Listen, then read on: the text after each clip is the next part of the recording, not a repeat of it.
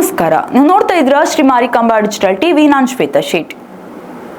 Congress Muslim ಸಮುದಾಯವನ್ನು ದಾರಿ ತಪ್ಪಿಸುವ ಕಾರ್ಯ ಮಾಡುತ್ತಿದ್ದು, ದೇಶ ವಿಭಜನೆಯಾದರೂ ಸರಿ ತಮ್ಮ ಕುರ್ಚಿ ಭದ್ರವಾಗಿರಬೇಕು ಎಂದು ನೀತಿ ಅಳವಡಿಸಿಕೊಂಡಿರುವ ಕಾಂಗ್ರೆಸ್ ಮುಸ್ಲಿಮರಿಗೆ ತಪ್ಪು ಮಾಹಿತಿ ರವಾನಿಸುತ್ತಿದೆ. ವಕ್ಫ್ ತಿದ್ದುಪಡಿಯನ್ನು ಅನುಷ್ಠಾನಗೊಳಿಸಬೇಕಾದದ್ದು ರಾಜ್ಯ ಸರ್ಕಾರಗಳ ಕರ್ತವ್ಯ. ಸಮಾಜದ ದಾರಿ ತಪ್ಪಿಸುವ ಬದಲು ಮುಸ್ಲಿಮರ ಪ್ರಗತಿಗಾಗಿ ಕರ್ನಾಟಕ ಸರ್ಕಾರ ರಾಜ್ಯದಲ್ಲಿ ವಕ್ಫ್ ತಿದ್ದುಪಡಿಯನ್ನು ಸಮರ್ಪಕವಾಗಿ ಅನುಷ್ಠಾನಗೊಳಿಸಬೇಕು ಎಂದು ಸಂಸದ ವಿಶ್ವೇಶ್ವರ ಹೆಗಡೆ ಕಾಗೇರಿ ಆಗ್ರಹಿಸಿದರು. ಅವರು ಬುಧವಾರ ನಗರದ ಸಂಸದರ ಕಾರ್ಯಾಲಯದಲ್ಲಿ ಕರೆದ ಸುದ್ದಿಗೋಷ್ಠಿಯಲ್ಲಿ ಮಾತನಾಡಿ, ವಕ್ಫ್ ಕಾಯ್ದೆಯ ತಿದ್ದುಪಡಿಯಿಂದ ಮುಸ್ಲಿಂ ಸಮಾಜಕ್ಕೆ ಅಧಿಕ ಲಾಭ ದೊರೆಯಲಿದೆ. ಆದರೆ ಕಾಂಗ್ರೆಸ್ ಪಕ್ಷ ಈ ತಿದ್ದುಪಡಿಯ ಬಗ್ಗೆ ಸಮಾಜಕ್ಕೆ ತಪ್ಪು ಸಂದೇಶ ನೀಡಿ ಮುಸ್ಲಿಮರನ್ನು ದಾರಿ ತಪ್ಪಿಸುವ ಯತ್ನ ನಡೆಸ್ತಾ ಇದೆ. ಮುಸ್ಲಿಂ ಸಮಾಜದ ಸುಶಿಕ್ಷಿತರು ಈ ತಿದ್ದುಪಡಿಯಿಂದ ಆಗುವ ಲಾಭಗಳೇನು ಎಂಬುದನ್ನು ಸಮಾಜಕ್ಕೆ ತಿಳಿಸುವ ಕಾರ್ಯ ಮಾಡಬೇಕು. ವಕ್ಫ್ ಕಾಯ್ದೆ ಸ್ವಾತಂತ್ರ್ಯ ಪೂರ್ವದಿಂದಲೇ ಇದೆ. ಆದರೆ 2013ರ ವೇಳೆ ಅಂದಿನ ಪ್ರಧಾನಿ ಮನಮೋಹನ್ ಸಿಂಗ್ ಸಂಸತ್ನಲ್ಲಿ ಯಾವುದೇ ಚರ್ಚೆಯನ್ನು ನಡೆಸದೆ ಈ ಕಾಯ್ದೆಯಲ್ಲಿ ಬದಲಾವಣೆ ತಂದ ಕಾರಣ ಹಲವು ಸಮಸ್ಯೆಗಳು ಉಂಟಾಗಿದ್ವು. ದೇಶದಲ್ಲಿಯೇ ಅತಿ ಹೆಚ್ಚಿನ ಆಸ್ತಿ ವಕ್ಫ್ ಬಳಿ ಇದ್ದರೂ ವಕ್ಫ್ ಬೋರ್ಡ್ಗೆ ಆದಾಯ ಮಾತ್ರ ಅತಿ ಕಡಿಮೆ ಬರ್ತಾ ಇತ್ತು. ಈ ಹಿನ್ನೆಲೆಯಲ್ಲಿ ಪ್ರಧಾನಿ ನರೇಂದ್ರ ಮೋದಿ ಎಲ್ಲರ ಅಭಿಪ್ರಾಯ ಪಡೆದು ಸಂಸತ್ನಲ್ಲಿ ಮಂಡಿಸಿ ಸರ್ವಾನುಮತದಿಂದ ಈ ತಿದ್ದುಪಡಿ ಮಾಡಿದ್ದಾರೆ. ಸುದೀರ್ಘ ಚರ್ಚೆಯ ಮೂಲಕವೇ ಈ ಬದಲಾವಣೆ ತಂದಿದ್ದರಿಂದ ಮುಸ್ಲಿಮರು ಸಹ ಈ ತಿದ್ದುಪಡಿಯನ್ನ ಸ್ವಾಗತಿಸಿದ್ದಾರೆ ಎಂದು ಹೇಳಿದರು.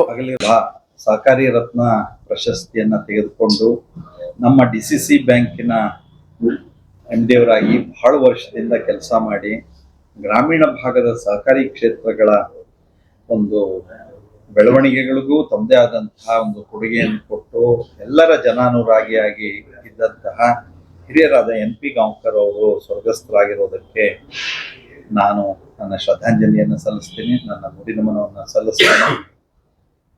ಅವರು ನಮ್ಮ ಜಿಲ್ಲೆಯ ಸಹಕಾರಿ ಕ್ಷೇತ್ರದಲ್ಲಿ ಸದಾ ಸ್ಮರಣೆಯಲ್ಲಿರುವಂತಹ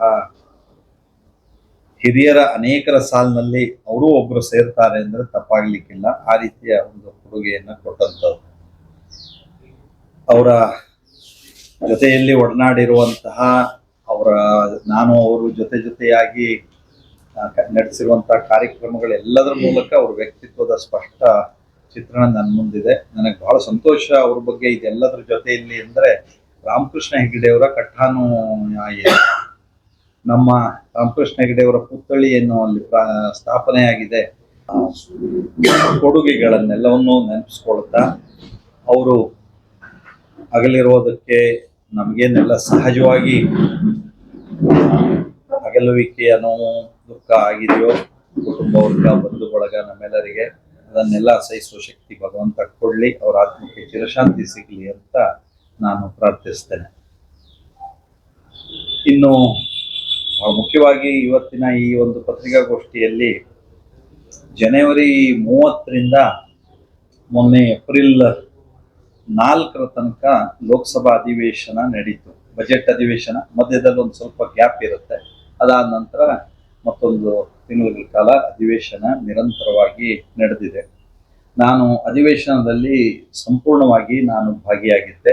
ನಿಮ್ಮೆಲ್ಲರಿಗೆ ಅದು ಗೊತ್ತೇ ಇದೆ.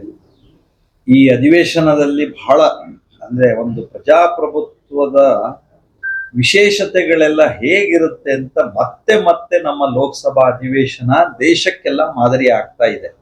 ಅಷ್ಟು ಒಂದು ಒಳ್ಳೆಯ ರೀತಿಯಲ್ಲಿ ಅತ್ಯುತ್ತಮವಾದ ರೀತಿಯಲ್ಲಿ ನಮ್ಮ ಸ್ಪೀಕರ್ ಆದಂತ ಓಂ ಬಿರ್ಲಾಜಿ ಅವರು ಸದನವನ್ನ ನಡೆಸಿದ್ದಾರೆ.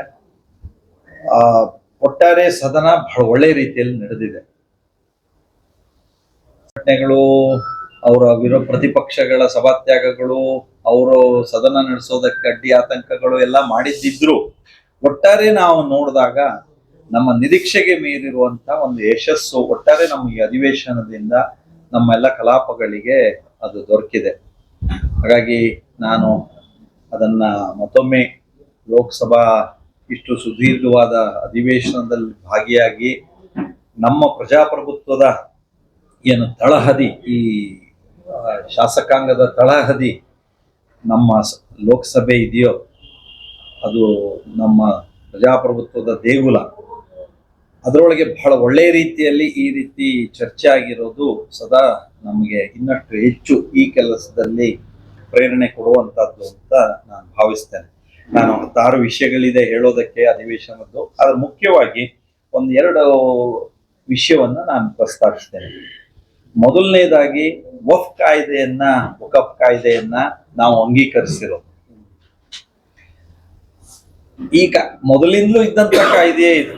ಸ್ವಾತಂತ್ರ್ಯ ಬರೋದಕ್ಕಿಂತ ಮೊದಲಿಂದಲೂ ವಿವಿಧ ರೀತಿಯಲ್ಲಿ ಇದ್ದಂಥದ್ದು. ಸ್ವಾತಂತ್ರ್ಯ ಬಂದ ಮೇಲೂ ಇದಕ್ಕೆ ಸಾಕಷ್ಟು ಬಾರಿಗೆ ಅಮೆಂಡ್ಮೆಂಟ್ ಆಗಿರುವಂತದ್ದು.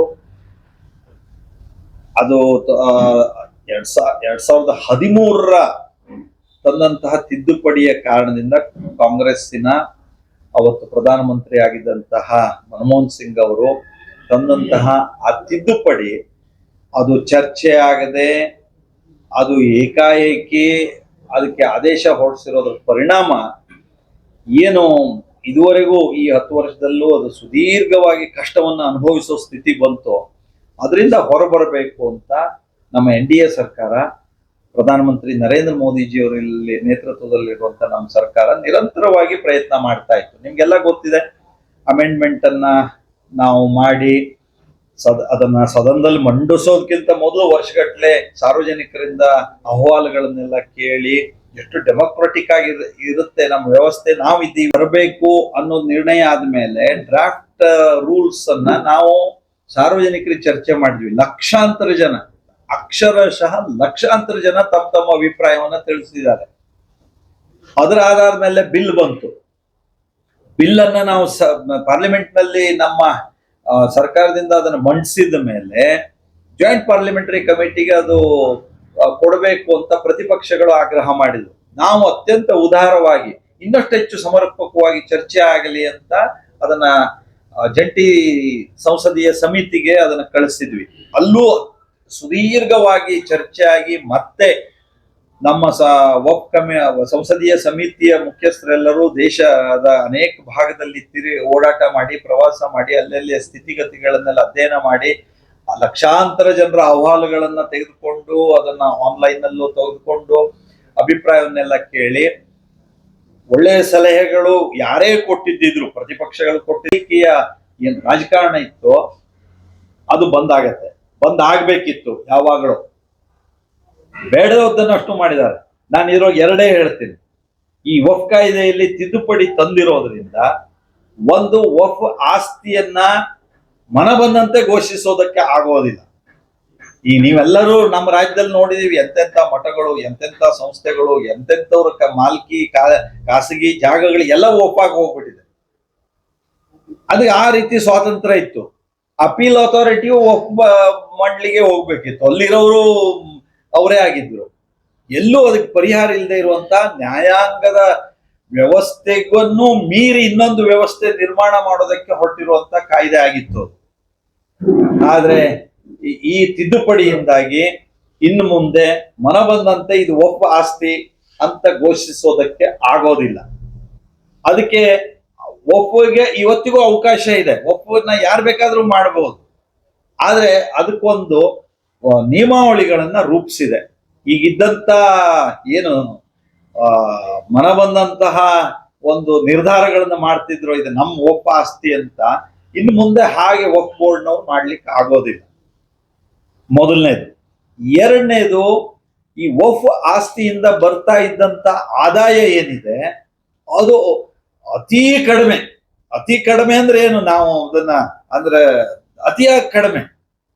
ಇಡೀ ಜಗತ್ತಿನಲ್ಲೇ ನಾವು ನೋಡಿದ್ರೆ ಅಥವಾ ನಮ್ಮ ದೇಶದಲ್ಲೇ ನೋಡಿದ್ರೆ ಅತಿ ಹೆಚ್ಚು ಭೂಮಿ ಇರೋದು ಇನ್ಯಾರ ಹತ್ರ ಇಲ್ಲ, ವಕ್ಫ್ ಕಮಿಟಿಯವ್ರ ಹತ್ರ ಇದೆ.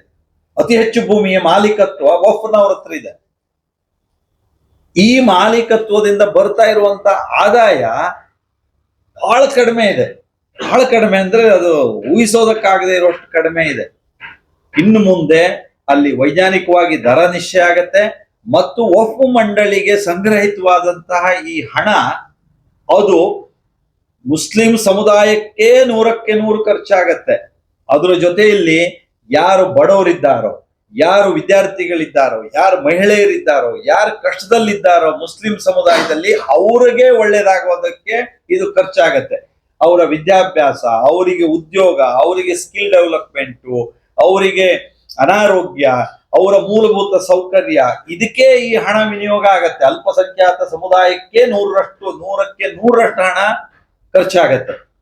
ಹಾಗಾಗಿ ಇಂಥ ಒಂದು ಐತಿಹಾಸಿಕ ಸುಧಾರಣಾ ಕ್ರಮ, ಒಂದು ಕ್ರಾಂತಿಕಾರಕ ನಿರ್ಣಯ ನಮ್ಮ ನರೇಂದ್ರ ಮೋದಿಜಿ ಅವರ ನೇತೃತ್ವದಲ್ಲಿ ನಮ್ಮ ಸರ್ಕಾರದಲ್ಲಿ ಆಗಿರೋದನ್ನ ನಾನು ಮತ್ತೆ ಇಡೀ ದೇಶದ ಜನ ಇದನ್ನು ಸ್ವಾಗತಿಸಿದ್ದಾರೆ. ಕ್ರಿಶ್ಚಿಯನ್ ಸಮುದಾಯ ಇದು ಆಗಲೇಬೇಕು ಅಂತ ಅನೇಕ ರೀತಿಯ ಹೋರಾಟಗಳನ್ನ ಮಾಡಿದೆ, ಮನವಿಗಳನ್ನ ಕೊಟ್ಟಿದೆ. ಮುಸ್ಲಿಂ ಸಮುದಾಯದಲ್ಲಿ ಬಹಳ ದೊಡ್ಡ ಸಂಖ್ಯೆಯಲ್ಲಿ ಇದನ್ನ ಸ್ವಾಗತಿಸಿದೆ, ಇದನ್ನ ಅಭಿನಂದಿಸಿದೆ, ಇದು ಆಗಬೇಕು ಅಂತ ಸಣ್ಣ ಸಲಹೆ ಸೂಚನೆಗಳನ್ನು ಕೊಟ್ಟಿದೆ.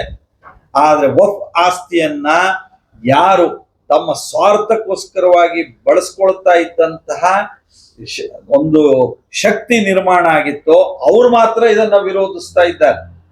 ವಫ್ ಆಸ್ತಿ ಅಂದ್ರೆ ಅದು ಖಾಸಗಿ ಆಸ್ತಿ ಅಲ್ಲ, ಅದು ಸಾರ್ವಜನಿಕರ, ಮುಸ್ಲಿಂ ಸಮುದಾಯದಲ್ಲಿ ಸಾರ್ವಜನಿಕವಾಗಿ ಅವರಿಗೆ ಬೇಕಾದಂತಹ ಒಳ್ಳೆ ಕೆಲಸವನ್ನ ಮಾಡೋದಕ್ಕಿದ್ದಂತಹ ವಫ್ ಕಮಿಟಿ, ವಫ್ ಹಣ ಅದು. ಆದ್ರೆ ಈ ನಡೀತಾ ಇದ್ದಂತ ರೀತಿ ನಮ್ಮೂರಿನಿಂದ ಹಿಡಿದು ಇಡೀ ದೇಶದಲ್ಲಿ ನೋಡಿದೀವಿ ನಾವು.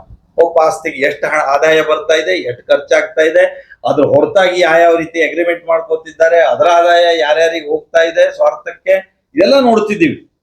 ಮತ್ತು ಹೆಚ್ಚುವರಿಯಾಗಿ ಬಂದಂತ ಆದಾಯ ಅದು ಈಗ ರಾಷ್ಟ್ರದ್ರೋಹಿ, ಸಮಾಜದ್ರೋಹಿ ಚಟುವಟಿಕೆಗಳಿಗೆ ಹೇಗೆ ಬಳಕೆ ಆಗ್ತಾ ಇದೆ, ಇತ್ಯಾದಿ ಇತ್ಯಾದಿಗಳನ್ನೆಲ್ಲ ನಾವು ನೋಡ್ತಾ ಇದ್ವಿ. ಈಗ ಅದೆಲ್ಲದಕ್ಕೂ ಕಡಿವಾಣ ಆಗತ್ತೆ, ಒಂದು ಪಾರದರ್ಶಕತೆ ನಿರ್ಮಾಣ ಆಗತ್ತೆ. ವಫ್ ಕಾಯ್ದೆ ಜಾರಿಗೆ ಬಂದಿರೋದ್ರಿಂದ ಒಂದು ಪಾರದರ್ಶಕತೆ ಮತ್ತು ಸಾಮಾನ್ಯ ಬಡ ಮುಸ್ಲಿಮರಿಗೆ ಅವರಿಗೆ ಜೀವನಾವಶ್ಯಕ ಎಲ್ಲ ಸಂಗತಿಗಳು ಸಿಗೋದಕ್ಕೆ ಕಾರಣ ಆಗತ್ತೆ. ಹೇಗೆ ಹಿಂದೆ ಟ್ರಿಬಲ್ ತಲಾಖಿಂದ ಅನುಕೂಲ ಆಯ್ತೋ, ಬೇರೆ ಬೇರೆ ಅನೇಕ ಸುಧಾರಣೆಗಳಿಂದ ಮುಸ್ಲಿಂ ಸಮುದಾಯದಲ್ಲಿ ಒಂದು ಪರಿವರ್ತನೆಯನ್ನ ಕಾಣೋದಕ್ಕೆ ಸಾಧ್ಯ ಆಯ್ತೋ, ಅವರಿಗೆ ಕೊಡ್ತಾ ಇದ್ದಂತಹ ಅತಿಯಾದ ಓಲೈಕೆಯ ಪರಿಣಾಮದಿಂದ ಸಮಾಜದಲ್ಲಿ ಅವರು ಬೇರ್ಪಡುವಂತ ಸ್ಥಿತಿಯನ್ನು ಬಂದಿತ್ತು, ಅದೆಲ್ಲ ದೂರವಾಗಿ ರಾಷ್ಟ್ರದ ಮುಖ್ಯವಾಹಿನಿಗೆ ಅವರೆಲ್ಲ ಬರೋದಕ್ಕೆ ಕಾರಣ ಆಗತ್ತೆ.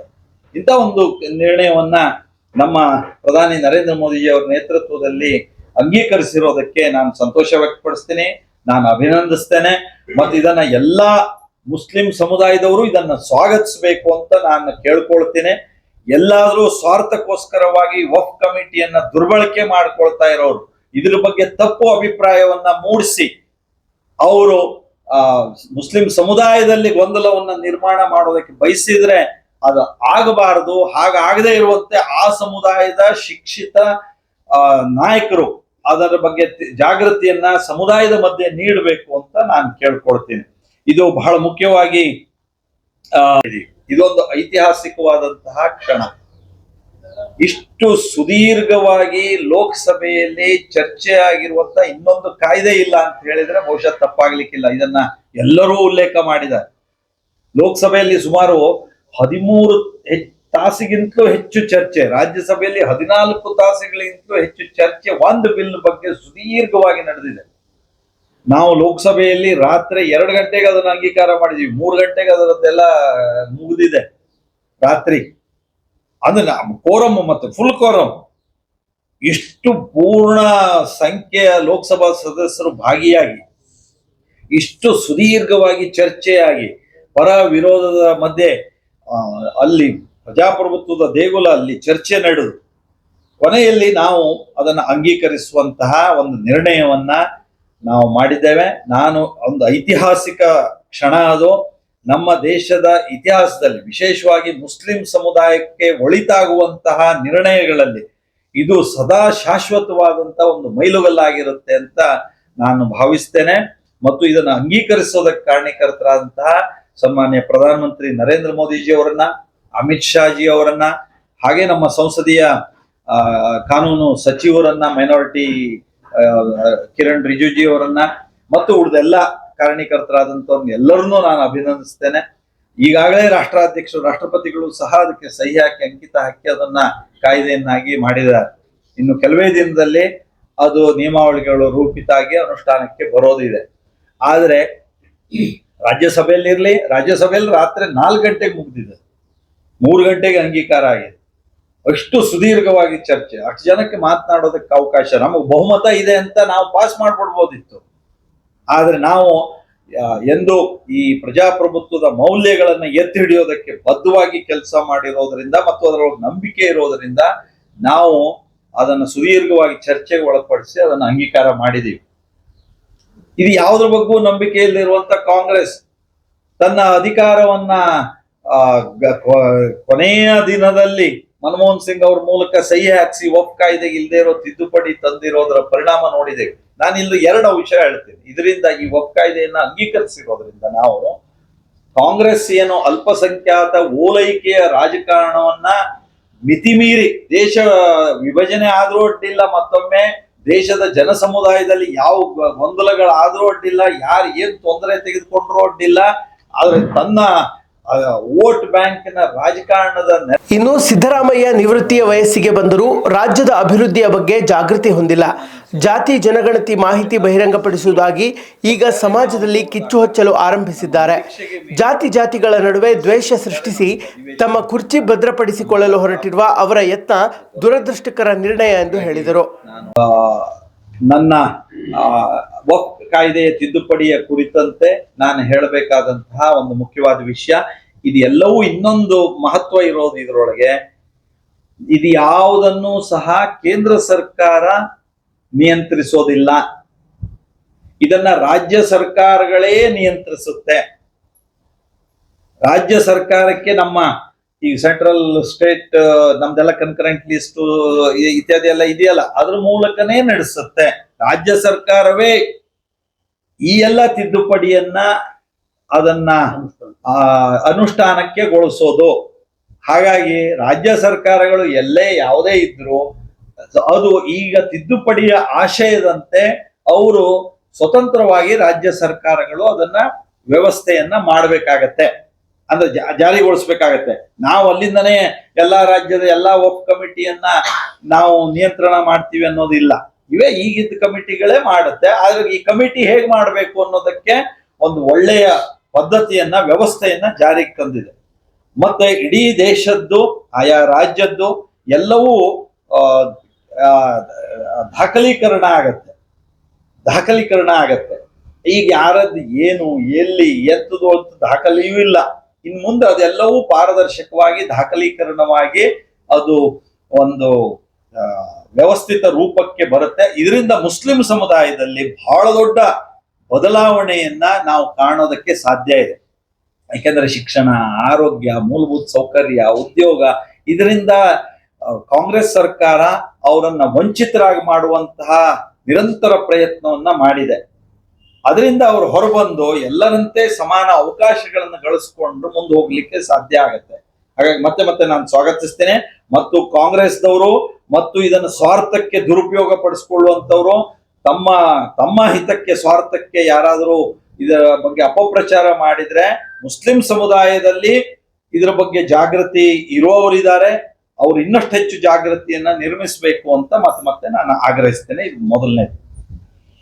ಮಹಾರಾಷ್ಟ್ರಕ್ಕೆ ನಮ್ಮ ಹಾಲು ತಗೊಂಡೋದಾಗ, ಗುಜರಾತ್ನಿಂದ ಹಾಲು ತಗೊಂಡೋದಾಗ ಅದನ್ನು ರಿಜೆಕ್ಟ್ ಮಾಡಿದ್ರು. ಆ ಹಿನ್ನೆಲೆಯಲ್ಲಿ ಅವತ್ತಿನ ರಾಷ್ಟ್ರೀಯ ಮಟ್ಟದ ನಾಯಕರು ಸರ್ದಾರ್ ವಲ್ಲಭಾಯ್ ಪಟೇಲ್ ಇಂದ ಹಿಡಿದು ಪ್ರತಿಯೊಬ್ರು ಎಲ್ಲರ ಜೊತೆಗೆ ಸಮಾಲೋಚನೆ ಮಾಡಿ ಈ ತ್ರಿಭುವನ್ ಪಟೇಲ್ ಅನ್ನುವಂಥವ್ರು ಅವರು ಅಮೂಲ್ ಸ್ಥಾಪನೆಗೆ ಕಾರಣೀಕರ್ತರಾದರು. ಅದು ಬಹಳ ಚಿಕ್ಕ ಪ್ರಮಾಣದಲ್ಲಾಗಿ ಇವತ್ತು ಅಂತಾರಾಷ್ಟ್ರೀಯ ಮಟ್ಟದಲ್ಲೇ ಹೆಸರು ಗಳಿಸಿರುವಂತ ಒಂದು ಸಂಸ್ಥೆಯಾಗಿ ಬೆಳೆದಿದೆ.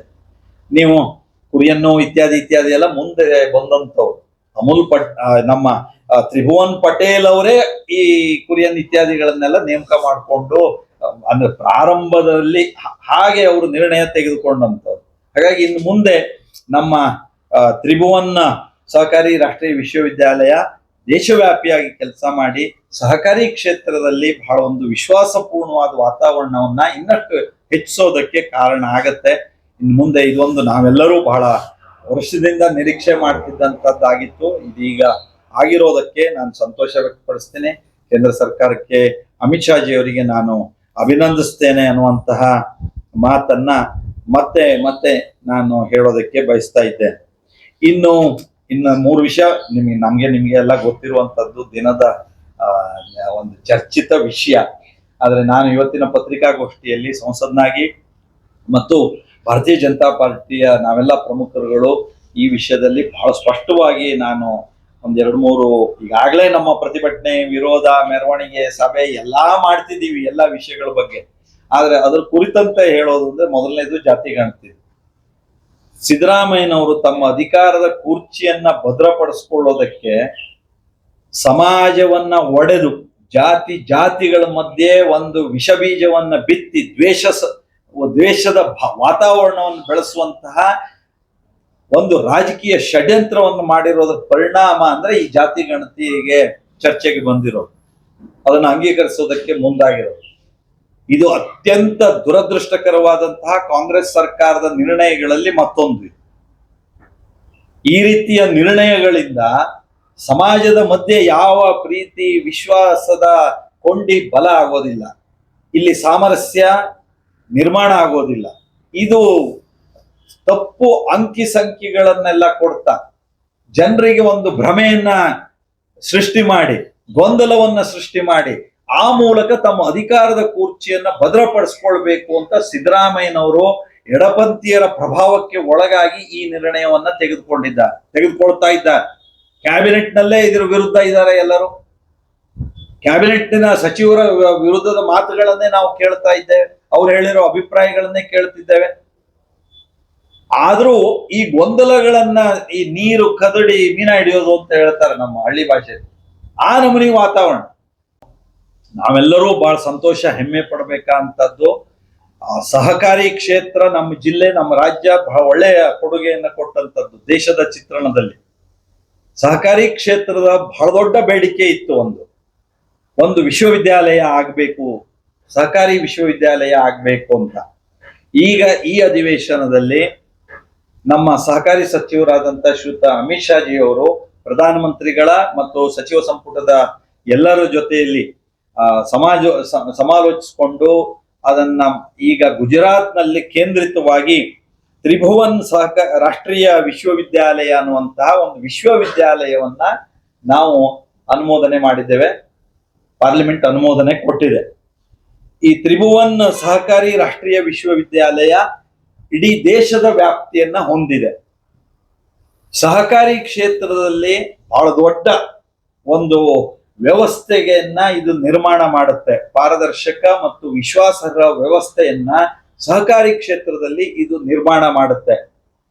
ಈಗ ಈ ವಿಶ್ವವಿದ್ಯಾಲಯದಿಂದಾಗಿ ಬಹಳ ಮುಖ್ಯವಾಗಿ ನಾನು ನಿಮ್ಗೆ ಹೇಳಬೇಕಾದ್ದು ಅಂದ್ರೆ, ಇನ್ನು ಮುಂದೆ ಯಾರ್ಯಾರು ಸಹಕಾರಿ ಕ್ಷೇತ್ರದಲ್ಲಿ ಉದ್ಯೋಗ ಬಯಸ್ತಾರೋ ಅವರಿಗೆ ಈ ಶಿಕ್ಷಣ ಆಗ್ಬೇಕು ಅನ್ನೋದು ಬರುತ್ತೆ. ಎಲ್ಲಾ ರೀತಿಯ ಕೋರ್ಸ್ಗಳು ನಿರ್ಮಾಣ ಆಗತ್ತೆ. ಇದಕ್ ಬೇಕಾದಂತ ಕೋರ್ಸ್ಗಳು ಬೇಕಲ್ಲ, ಅಲ್ಲಿ ಯಾವ ರೀತಿ ಕೆಲಸ ಮಾಡೋರು ಇರ್ತಾರೆ, ಅವರಿಗೆ ಯಾವ ಶಿಕ್ಷಣ ಬೇಕು ಅನ್ನೋದು. ಈ ಇಂಜಿನಿಯರಿಂಗ್ ಅಂದ್ರೆ ಅವರಿಗೆ ಕೋರ್ಸ್ಗಳಿದೆ, ಮೆಡಿಕಲ್ ಅಂದ್ರೆ ಅದಕ್ಕೆ ಕೋರ್ಸ್ಗಳಿದೆ, ನಿಮ್ಗೆಲ್ಲ ಗೊತ್ತಿದೆ. ನಮ್ಮ ಸ್ಕಿಲ್ ಡೆವಲಪ್ಮೆಂಟ್ ನಲ್ಲಿ ಅದಕ್ಕೆ ಕೋರ್ಸ್ಗಳಿದೆ. ಆದ್ರೆ ಸಹಕಾರಿ ಕ್ಷೇತ್ರದಲ್ಲಿ ಅದಕ್ಕೊಂದು ವ್ಯವಸ್ಥಿತವಾದಂತ ಸಿಲೆಬಸ್ಸಿನ ಒಂದು ಶಿಕ್ಷಣ ಕೊಡುವಂತಹ, ಡಿಗ್ರಿ ಕೊಡುವಂತಹ ವ್ಯವಸ್ಥೆಗಳು ಇರಲಿಲ್ಲ. ಈಗ ಇದ್ದವರನ್ನ ಅದರೊಳಗೆ ಮುಂದುವರಿಸ್ತಾ, ಅದರೊಳಗೆ ಯಾವುದೇ ಗೊಂದಲ ಇಲ್ಲದೆ, ಈಗ ಮುಂದೆ ನೇಮಕಾತಿಗಳಲ್ಲಿ ಈ ವಿಶ್ವವಿದ್ಯಾಲಯದ ಅಡಿಯಲ್ಲಿ ತರಬೇತಿಯನ್ನ, ಶಿಕ್ಷಣವನ್ನು ಪಡೆದಂತವರು ನೇಮಕ ಆಗ್ತಾರೆ. ಈ ಕ್ಷೇತ್ರಕ್ಕೆ, ಸಹಕಾರಿ ಕ್ಷೇತ್ರ ಬಹಳ ಪ್ರಮುಖವಾದ ಕ್ಷೇತ್ರ. ಅಂದ್ರೆ ಇಡೀ ದೇಶದ ಆರ್ಥಿಕ ಸ್ಥಿತಿಯನ್ನ, ರೈತ ಸಮುದಾಯದ ಸಾಮಾನ್ಯ ಜನರ ಜನಜೀವನವನ್ನ ಅತ್ಯುತ್ತಮ ಪಡಿಸುವಂತ ಒಂದು ವ್ಯವಸ್ಥೆ ಇದೆ. ಹಾಗಾಗಿ ಸಹಕಾರಿ ಕ್ಷೇತ್ರಕ್ಕೆ ಇನ್ನಷ್ಟು ಹೆಚ್ಚು ಶಕ್ತಿ ಕೊಡೋದಕ್ಕೆ ತ್ರಿಭುವನ್ ಸಹಕಾರಿ ರಾಷ್ಟ್ರೀಯ ವಿಶ್ವವಿದ್ಯಾಲಯದ ಅಂಗೀಕಾರವನ್ನ ನಾವು ಮಾಡಿದ್ದೇವೆ. ತ್ರಿಭುವನ್ ಅಂದ್ರೆ ತ್ರಿಭುವನ್ ಪಟೇಲ್ ಅಂತ ಯಾರು ಅಮೂಲ್ ಸ್ಥಾಪನೆ ಮಾಡಿದ್ರಲ್ಲ, ಇವರು ಸಂಸ್ಥಾಪಕರದ್ದು ಅದ್ರದ್ದು. ಅವರು ಗುಜರಾತ್ನವರು. ಅಮೂಲ್ ಸ್ಥಾಪನೆ ಬ್ರಿಟಿಷರು, ಅದಕ್ಕೆ ಅದರದ್ದೇ ಆದಂತ ಇತಿಹಾಸ ಇದೆ. ನಾನು ಅದಕ್ಕೆ ಯಾರ್ಯಾರು ಕಾರಣೀಕರ್ತರು ಇತ್ಯಾದಿ ಇದೆಲ್ಲ ಅಂದ್ರೆ ಹೇಗಾಯ್ತು ಅನ್ನೋದಕ್ಕೆ, ಗುಜರಾತ್ ಮಹಾರಾಷ್ಟ್ರನವರು ಹಿರಿತನಕ್ಕೆ, ಅವ್ರ ರಾಜಕೀಯ ಅನುಭವಕ್ಕೆ ಅವ್ರು ಈ ರೀತಿಯಾದ ನಿರ್ಣಯ ತೆಗೆದುಕೊಂಡಿರೋದು ಕಾಂಗ್ರೆಸ್ ಪಕ್ಷದ, ರಾಜ್ಯದ ಜನರ ಒಂದು ದುರ್ದೈವದ ನಿರ್ಣಯ. ಹೀಗೆ ಮಾಡೋದನ್ನ ಖಡಾಖಂಡಿತವಾಗಿ ಬಿಜೆಪಿ ಮತ್ತು ಸಂಸತ್ನಾಗಿ ನಾನು ಇದನ್ನ ವಿರೋಧಿಸ್ತೀವಿ. ಯಾವುದೇ ರೀತಿಯ ಇದಕ್ಕೆ ಗಣತಿ ಆಗಿಲ್ಲ, ಸಮರ್ಪಕವಾದ ಗಣತಿಯೇ ಆಗಲಿಲ್ಲ. ಈಗ ಆ ಜಾತಿ ಇಷ್ಟು ಸಂಖ್ಯೆ, ಈ ಜಾತಿ ಇಷ್ಟು ಸಂಖ್ಯೆ ಅಂತಂದ್ರೆ, ಇವತ್ತು ಯಾವ ಜಾತಿಗಳನ್ನ ನೋಡಿ, ಉಪಜಾತಿಗಳನ್ನ ನೋಡಿ ಇದು ಸುಳ್ಳು, ತಪ್ಪು ಅಂತ ಹೇಳ್ತಿದ್ದಾರೆ. ಅಂದ್ರೆ ಮನಸ್ಸಿಗೆ ಬಂದಂತಹ ಅಂಕಿ ಸಂಖ್ಯೆಗಳನ್ನೆಲ್ಲ ದಾಖಲಿಸಿ ಇದು ನಮ್ಮ ರಾಜ್ಯದ ಜಾತಿ ಅಂತ ತಪ್ಪಾಗಿ ಹೇಳಿರುವಂತದ್ದು ಇದೊಂದು ಅವೈಜ್ಞಾನಿಕವಾದಂತಹ ವರದಿ. ಇದನ್ನ ತಿರಸ್ಕರಿಸಬೇಕು ಮತ್ತು ಇದಕ್ಕೆ ಸಮೀಕ್ಷೆ ಆಗ್ಬೇಕು, ಹೊಸದಾಗಿ ವೈಜ್ಞಾನಿಕವಾಗಿ ಸಮೀಕ್ಷೆ ಆಗ್ಬೇಕು. ಇದನ್ನ ನಾನು ಆಗ್ರಹಿಸ್ತೇನೆ. ಮತ್ತೆ ಕಾಂಗ್ರೆಸ್ ಸರ್ಕಾರ ಸ್ವಾತಂತ್ರ್ಯದ ಮೊದಲು, ಸ್ವಾತಂತ್ರ್ಯದ ನಂತರವೂ ವಿಭಜನೆಯ ದ್ವೇಷದ ವಿಷಬೀಜವನ್ನ ಬಿತ್ತೇ ಅಧಿಕಾರದ ಸ್ವಾರ್ಥ ಸಾಧಿಸ್ಕೊಳ್ತಾ ಇದೆ. ಅದು ಮತ್ತೊಂದು ಉದಾಹರಣೆ ಇದಷ್ಟೇ. ಹಾಗಾಗಿ ಇದನ್ನ ಅವರು ತಕ್ಷಣ ಈ ವಿಷಯದಲ್ಲಿ ಸರ್ಕಾರ ಒಂದು ಹೆಜ್ಜೆಯೂ ಮುಂದುವರಿದೆ, ಇದನ್ನ ನಿಲ್ಲಿಸಿ ಈಗ ಮತ್ತೆ ಇದನ್ನ ವೈಜ್ಞಾನಿಕವಾಗಿ ಸಮೀಕ್ಷೆಗೆ ಒಳಪಡಿಸಬೇಕು ಅಂತ ನಾವು ಆಗ್ರಹಿಸ್ತೀವಿ. ಇದರೊಳಗೆ ಈ ಜಾತಿ ಗಣತಿಯ ಒಂದು ವಿಷಯದಲ್ಲಿ ತುಷ್ಟೀಕರಣ ಅತಿಯಾಗಿ ಮತ್ತೆ ಆಗ್ತಾ ಇರೋದನ್ನ ನಾವು ಗಮನಿಸಬಹುದು. ನಮಗೆ ಗೊತ್ತಿಲ್ಲದೆ ಇರುವಂತಹ ಒಂದು ಅಂಶ ಅಡಕಾಗಿದೆ, ಈ ತುಷ್ಟೀಕರಣದ ಅಂಶ. ಹೇಗೆ ಕೇಂದ್ರ ಕಾಂಗ್ರೆಸ್ ವಿರುದ್ಧ ತನ್ನ ಧ್ವನಿಯನ್ನ ಎತ್ತಿದೆಯೋ, ಅವರ ಸರ್ಕಾರಗಳಲ್ಲೇ ಇದಕ್ಕೆ ತಿದ್ದುಪಡಿ ಆಗ್ಬೇಕು ಅಂತ ಅವರದ್ದೇ ಎಷ್ಟೆಷ್ಟು ಸಂಸದರು ಮಂತ್ರಿಗಳು ಹೇಳಿದ್ರು ಅನ್ನೋದೆಲ್ಲ ದಾಖಲೆ ಇದೆ. ಆದ್ರೂ ವಕ್ಫ್ ಕಾಯ್ದೆಗೆ ತನ್ನ ವೋಟ್ ಬ್ಯಾಂಕಿಗಾಗಿ ಹೇಗೆ ವಿರೋಧಿಸ್ತಾ ಇದೆಯೋ ಹಾಗೆ ಈ ಜಾತಿ ಗಣತಿಯಲ್ಲಿಯೂ ಸಹ ಇವರು ಓಲೈಕೆ ರಾಜಕಾರಣವನ್ನು ಮಾಡ್ತಾ ಇದ್ದಾರೆ. ಯಾಕೆಂದ್ರೆ ಮುಸ್ಲಿಂ ನಾನು ಹಿಂದೂ ಒಂದ್ಸಲ ಮಾತಾಡಿದ್ದೆ, ನಿಮ್ಗೂ ಗೊತ್ತಿದೆ, ಪ್ರಧಾನಮಂತ್ರಿಗಳೇ ಮಾತನಾಡಿದ್ದಾರೆ, ನಿಮ್ಗೆ ಗೊತ್ತಿದೆ ಇದೆಲ್ಲ. ಭಾರತೀಯ ಜನತಾ ಪಾರ್ಟಿ ನಿಲುವು ಅದೇ ಇದೆ. ಮುಸ್ಲಿಂ ಮತದಲ್ಲಿ ಎಷ್ಟು ಉಪಪಂಗಡಗಳಿದೆ, ಆ ಉಪಪಂಗಡಗಳ ಸಂಖ್ಯೆ ಎಷ್ಟು? ಬರೀ ಶಿಯಾ ಸುನ್ನಿ ಇಷ್ಟೇ ಅಲ್ಲ ಅಲ್ಲಿ ಇರೋದು, ಇನ್ನೂ ಸಾಕಷ್ಟು ಇದೆ ಅಲ್ಲಿ. ಅದರೊಳಗೆ ಇರುವಂತಹ ಉಪಪಂಗಡಗಳನ್ನು ಸಮೀಕ್ಷೆ ಆಗಲಿ. ಇದರೊಳಗೆ ನೀವು ಬರೇ ಮುಸ್ಲಿಂ ಅಂತ ತೋರಿಸಿದ್ರೆ, ನೀವು ಮುಸ್ಲಿಂನಲ್ಲಿ ಯಾವ್ಯಾವ ಜಾತಿ ಇದೆ, ಯಾವ್ಯಾವ ಉಪಪಂಗಡಗಳಿದೆ ಅದನ್ನು ತೋರಿಸ್ಲಿ. ಬೇರೆ ಜಾತಿಗೆ ನೀವು ತೋರಿಸಿದ್ದೀರಲ್ಲ ಉಪಪಂಗಡಗಳು ಯಾವ್ಯಾವುದು ಅಂತ, ಮುಸ್ಲಿಂ ಅಲ್ಲೂ ತೋರಿಸ್ರಿ, ಕ್ರಿಶ್ಚಿಯನ್ ಅಲ್ಲೂ ತೋರಿಸ್ರಿ. ಅವ್ರಿಗೆ ಹೇಗೆ ಕ್ರಿಶ್ಚಿಯನ್ ಅಂತ ಎಲ್ಲರೂ ಆಗ್ತಾರೆ, ಅದ್ರೊಳಗೆ ಕೆಥೋಲಿಕ್, ಪ್ರೊಟೆಸ್ಟೆಂಟ್ ಅದು ಇದೊಂದು ಇದೆಯಲ್ಲ ಅವರಲ್ಲೂ. ಹಾಗಾಗಿ ಈ ರೀತಿಯ ನಮಗೆ ಕಾಣದೇ ಇರುವಂತಹ ಓಲೈಕೆಯ ಭಾಗ ಇದ್ರೊಳಗಿದೆ ಈ ಜಾತಿ ರಾಜಕಾರಣದಲ್ಲಿ. ಒಂದು ಗೊಂದಲದಲ್ಲೇ ಜನರನ್ನ ಒಡೆಯೋದು, ಸ್ವಾರ್ಥ ಸಾಧಿಸ್ಕೊಳ್ಳೋದು.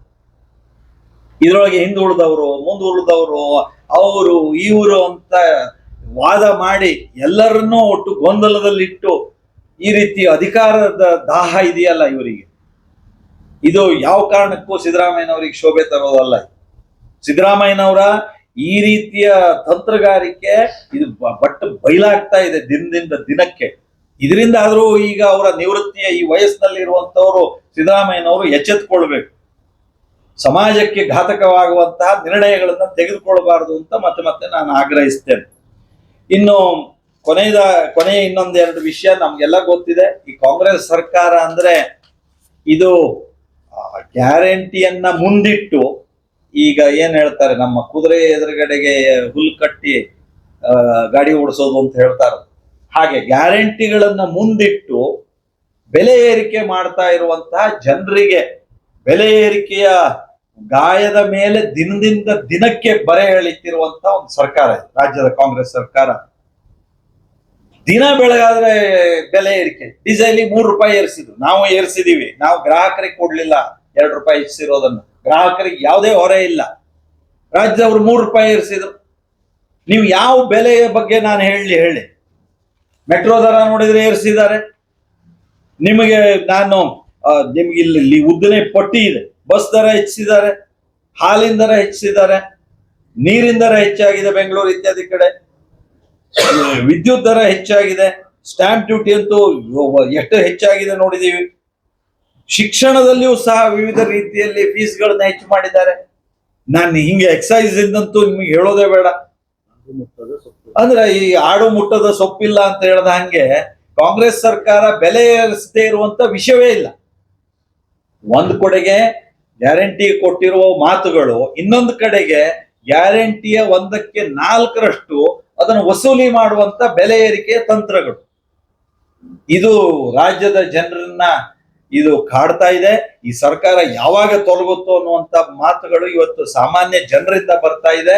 ಇವತ್ತು ಈ ಎಲ್ಲ ವಿಷಯದ ಬಗ್ಗೆ ನಾವು ಪ್ರತಿಭಟನೆಗಳನ್ನ, ಜನಾಕ್ರೋಶ ಯಾತ್ರೆ ಮತ್ತೆ 2ನೇ ಹಂತದ್ದು ಇವತ್ತು ಬೆಳಗಾವಿಯಿಂದ ಶುರುವಾಗ್ತಾ ಇದೆ. ಅದನ್ನ ನಡೆಸ್ತಾನೆ ಇದ್ದೀವಿ ನಾವು ಭಾರತೀಯ ಜನತಾ ಪಾರ್ಟಿಯಿಂದ. ಇದನ್ನ ನಾವು ಪ್ರತಿಪಕ್ಷವಾಗಿ ನಾವು ನಡೆಸ್ತೀವಿ. ನಾವು ಈ ಸರ್ಕಾರ ತೊಲಗೋ ತನಕ, ನಾವು ಈ ಸರ್ಕಾರ ರಾಜ್ಯದ ಕಾಂಗ್ರೆಸ್ ಸರ್ಕಾರ ತೊಲಗೋ ತನಕ ಭಾರತೀಯ ಜನತಾ ಪಾರ್ಟಿಯ ಶಾಸಕರುಗಳು, ನಮ್ಮ ಪಕ್ಷದ ಸಂಸದರುಗಳು, ನಾವೆಲ್ಲರೂ ಈ ಸರ್ಕಾರದ ವಿರುದ್ಧ ಪ್ರತಿಪಕ್ಷವಾಗಿ ನಮ್ಮ ಪಾತ್ರವನ್ನ ನಾವು ಸಮರ್ಥವಾಗಿ ನಿರ್ವಹಿಸ್ತೀವಿ ಅನ್ನುವಂತ ಮಾತನ್ನ ನಾನು ಹೇಳ್ತೇನೆ. ಮತ್ತು ರಾಜ್ಯದ ಕಾಂಗ್ರೆಸ್ ಸರ್ಕಾರ ಈಗ ಏರಿಸಿರುವಂತ ಬೆಲೆಗಳನ್ನೆಲ್ಲವನ್ನೂ ಇಳಿಸೋದಕ್ಕೆ ಬೇಕಾದಂತ ಕ್ರಮ ತೆಗೆದುಕೊಳ್ಳಿ ಅಂತ ನಾನು ಆಗ್ರಹಿಸ್ತೇನೆ. ಇವರು ತಂತ್ರಗಾರಿಕೆ ಇರಬಹುದು, ವಿಶೇಷವಾಗಿ ಅಡಿಕೆ ಬೆಳೆಗಾರರಿಗೆ, ಕಾಳು ಮೆಣಸು ಬೆಳೆಗಾರರಿಗೆ ಬಹಳ ಒಳ್ಳೆಯ ದರ ಇವತ್ತು ಕೃಷಿ ಉತ್ಪನ್ನಕ್ಕೆ ಒಳ್ಳೆಯ ದರ ಇವತ್ತು ಸಿಗ್ತಾ ಇದೆ. ಕಳೆದ ಕೆಲವು ದಿನಗಳಲ್ಲಿ ಕೇಂದ್ರ ಸರ್ಕಾರ ತೆಗೆದುಕೊಂಡಂತ ನಿರ್ಣಯದ ಕಾರಣದಿಂದಾಗಿ ಅದಕ್ಕೆ ಸಹಕಾರಿ ಕ್ಷೇತ್ರದಲ್ಲಿರುವಂತಹ ಸಂಘ ಸಂಸ್ಥೆಗಳು, ನಾವು ಜನಪ್ರತಿನಿಧಿಗಳು, ನಾವೆಲ್ಲರೂ ಕೇಂದ್ರ ಸರ್ಕಾರದಲ್ಲಿ ಅಲ್ಲಿ ನಮ್ಮ ಎಲ್ಲಾ ಹಂತದ ಸಚಿವರುಗಳಿಗೆ, ಅಧಿಕಾರಿಗಳಿಗೆ ನಾವು ಮನದಟ್ಟು ಮಾಡಿಕೊಟ್ಟಿರೋದ್ರ ಪರಿಣಾಮವಾಗಿ ಅನೇಕ ರೀತಿಯ ಅನುಕೂಲಗಳು ನಮಗಾಗಿದೆ. ಅದರಿಂದಾಗಿ ರೈತರ ಅಡಿಕೆ ಬೆಲೆ ಹೆಚ್ಚುತ್ತಾ ಇದೆ ಮತ್ತು ನಮಗೆ ಕಾಳು ಮೆಣಸಿನ ಬೆಲೆ ಸಹ ಹೆಚ್ಚುತ್ತಾ ಇರೋದನ್ನ ನಾವು ನೋಡಿದ್ದೇವೆ.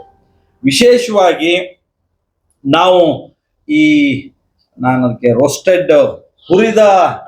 ಹುರಿದ ಅಡಿಕೆಗೆ ರೋಸ್ಟೆಡ್ ಚಾಲಿ ರೋಸ್ಟೆಡ್ ಅನ್ನೋದು ಹುರಿದ ಅನ್ನೋದೇ ಇಲ್ಲ. ಹುರಿದ ಅಡಿಕೆಯನ್ನ ವಿದೇಶದಿಂದ ತರಿಸೋದಾದ್ರೆ ಟ್ಯಾಕ್ಸ್ ಇಲ್ಲದೆ ಇರುವಂತ ಸ್ಥಿತಿ ಇತ್ತು. ಈಗ ಅದನ್ನ 351% ಟ್ಯಾಕ್ಸ್ ನ ವ್ಯಾಪ್ತಿಗೆ ಒಳಪಡಿಸಿರೋದ್ರಿಂದಾಗಿ ಹುರಿದ ಅಡಿಕೆಗಳು ಇನ್ನು ಮುಂದೆ ವಿದೇಶದಿಂದ ಭಾರತಕ್ಕೆ ಬರೋದಿಲ್ಲ. ಬಂದ್ರೂ ಅವರಿಗೆ ಅದನ್ನ ಪೂರೈಕೆ ಮಾಡ್ಲಿಕ್ಕೆ ಆಗೋದಿಲ್ಲ, ದರ ಹೆಚ್ಚಾಗತ್ತೆ. ಹಾಗಾಗಿ ನಮ್ಮ ಅಡಿಕೆಗೆ, ನಮ್ಮ ದೇಶದ ಅಡಿಕೆಗೆ, ನಮ್ಮ ರೈತರ ಅಡಿಕೆಗೆ ಹೆಚ್ಚಿನ ಬೆಲೆ ಸಿಗುವಂತಕ್ಕೆ ಕಾರಣ ಆಗ್ತಾ ಇದೆ. ಕೇಂದ್ರ ಸರ್ಕಾರ ಮೊನ್ನೆ ಏಪ್ರಿಲ್ 2ಕ್ಕೆ ಈ ನಿರ್ಣಯ ತೆಗೆದುಕೊಂಡು ಆದೇಶವನ್ನ ಹೊರಡಿಸಿರೋದು ಈಗಾಗಲೇ ಮಾಧ್ಯಮದ ವಲಯದಲ್ಲಿ ಇದೆ, ನಮ್ಮೆಲ್ಲರ ಜೊತೆಗೂ ಇದೆ. ನಾನು ಕೇಂದ್ರ ಸರ್ಕಾರಕ್ಕೆ ಇದನ್ನು ಅಭಿನಂದಿಸ್ತೇನೆ. ಇದರಿಂದಾಗಿ ಅಡಿಕೆ ದರ ಹೆಚ್ಚುತ್ತಾ ಇದೆ ಮತ್ತು ಇದು ಮುಂದೆಯೂ ಸಹ ವಿದೇಶದಿಂದ ಬರೋ ಅಡಿಕೆ ಕಡಿಮೆ ಆಗಿದೆ, ಈಗ ನಿಯಂತ್ರಣದಲ್ಲಿದೆ, ಪೂರ್ಣ ನಿಯಂತ್ರಣದಲ್ಲಿದೆ. ಆದ್ರೂ ಮತ್ತೆ ಬೇರೆ ಬೇರೆ ರೀತಿಯಲ್ಲಿ ಅಡಿಕೆಗಳು ಏನ್ ಬರ್ತಾ ಇತ್ತು, ಇದು ಈ ಗೇರ್ ಬೀಜ, ಈ ಹುರಿದ ಅಡಿಕೆ ಹೆಸರಿನಲ್ಲಿ ಬರ್ತಾ ಇತ್ತು ಬೇರೆ ಬೇರೆ ಅದೆಲ್ಲ ಈಗ ನಿಯಂತ್ರಣ ಆಗತ್ತೆ, ನಿಲ್ಲುತ್ತೆ. ಅದು ನಾನು ಬಹಳ ಸರಳವಾದ ಇದ್ರೊಳಗೆ ಹೇಳಿದ್ದೇನೆ, ಅದು ನಿಲ್ಲುತ್ತೆ. ಅದರಿಂದ ಈ ರೇಟ್ ಜಾಸ್ತಿ ಆಗ್ತಾ ಇದೆ ಮತ್ತು ರೇಟ್ ಜಾಸ್ತಿ ಇನ್ನೂ ಹೆಚ್ಚಾಗಬಹುದು ಅನ್ನೋ ನಿರೀಕ್ಷೆ ಇದೆ.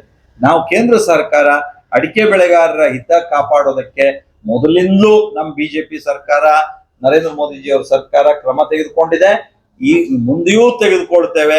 ಈಗ ತೆಗೆದುಕೊಂಡಿರೋದ ಪರಿಣಾಮವೂ ಒಳ್ಳೇದಾಗಿದೆ. ಇನ್ನೊಂದು ಬಹಳ ನಾನು ಹೆಮ್ಮೆಯಿಂದ ಹೇಳಬೇಕು, ನಮ್ಮ ಕದಂಬ ಸಂಸ್ಥೆಯವರು ಕಾಳು ಮೆಣಸಿನ ಒಂದು ಮೇಳವನ್ನ ಮಾಡದಂತ ಸಂದರ್ಭದಲ್ಲಿ ನನಗೊಂದು ಮನವಿ ಕೊಟ್ಟಿದೆ. ಈ ವೇಳೆ ಬಿಜೆಪಿ ಜಿಲ್ಲಾ ವಕ್ತಾರ ಸದಾನಂದ ಭಟ್ ನಿಡ್ಗೋಡ್, ನಗರಸಭೆ ಅಧ್ಯಕ್ಷೆ ಶರ್ಮಿಳಾ ಮಾದನಗೇರಿ, ಉಪಾಧ್ಯಕ್ಷ ರಮಾಕಾಂತ್ ಭಟ್, ಪ್ರಮುಖರಾದ ನವೀನ್ ಶೆಟ್ಟಿ, ಆರ್.ಡಿ. ಹೆಗಡೆ, ನಾಗರಾಜ್ ಶೆಟ್ಟಿ, ನಾಗರಾಜ್ ನಾಯಕ್ ಮುಂತಾದವರು ಉಪಸ್ಥಿತರಿದ್ದರು.